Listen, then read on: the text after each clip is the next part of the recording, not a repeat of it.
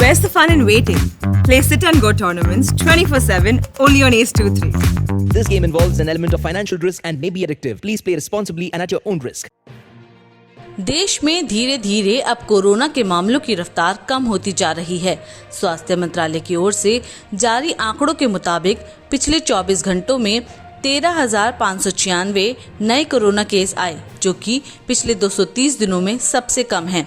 वहीं इस महामारी के चलते बीते 24 घंटे में 166 कोरोना मरीजों की जान भी चली गई। इस दौरान 19,582 लोग कोरोना से ठीक भी हुए।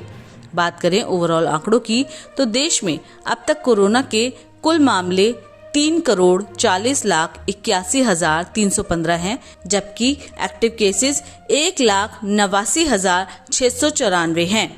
वहीं बात की जाए इस बीमारी से ठीक हुए लोगों की तो इनकी संख्या 3,34,39,331 है। वहीं इस दौरान 4,52,290 लोगों की इस बीमारी से मौत भी हो गई। देश में पिछले 219 दिनों में पहली बार कोरोना के एक्टिव केस 2 लाख से कम दर्ज किए गए हैं। दूसरी लहर की शुरुआत के बाद से 219 दिनों में पहली बार देश में सक्रिय कोविड मामले 2 लाख से नीचे आ गए हैं।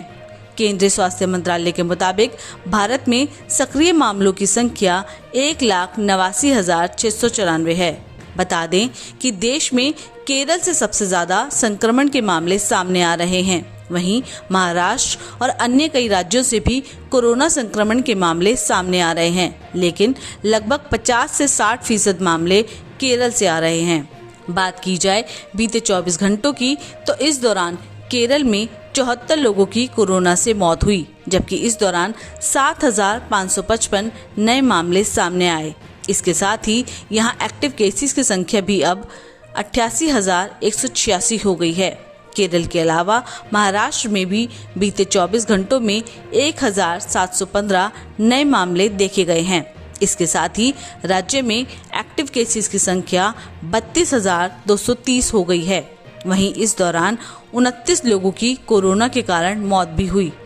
वहीं बात करें राहत की तो इस समय उत्तर प्रदेश, राजस्थान, गुजरात, मध्य प्रदेश, बिहार, झारखंड, उत्तराखंड, चंडीगढ़, अरुणाचल प्रदेश, सिक्किम, लद्दाख ऐसे राज्य हैं जहां पर 10 या उससे कम कोरोना के मामले देखने को मिल रहे हैं। कोरोना संक्रमितों की संख्या में गिरावट राहत की बात भले हो, लेकिन दूसरा तथ्य ये भी है कि देश में कोरोना जांच भी तेजी से घट गई है।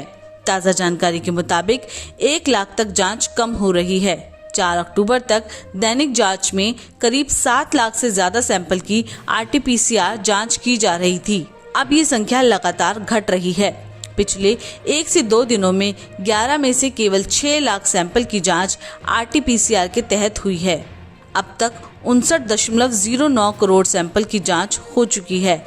ICMR के विशेषज्ञों का मानना है कि RT-PCR जांच कम होने से मिसिंग केस लगातार बढ़ रहे हैं। इनसे संक्रमण फैलने का खतरा भी ज्यादा है।